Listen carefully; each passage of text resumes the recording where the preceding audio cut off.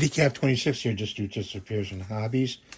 Got some tools here. We're taking this model apart, getting all these supports off. And this model, I'm going to tell you what it is. I know what it is from the title. It's Johnny 5. I had to print it out because I wasn't sure how to put it together. But that's Johnny 5. And the tracks here. So I'm going to show you afterwards what it looks like when it's all together. These are all printed. I printed these in unison, so I have all the parts together on one sheet, you know, so you have less time printing.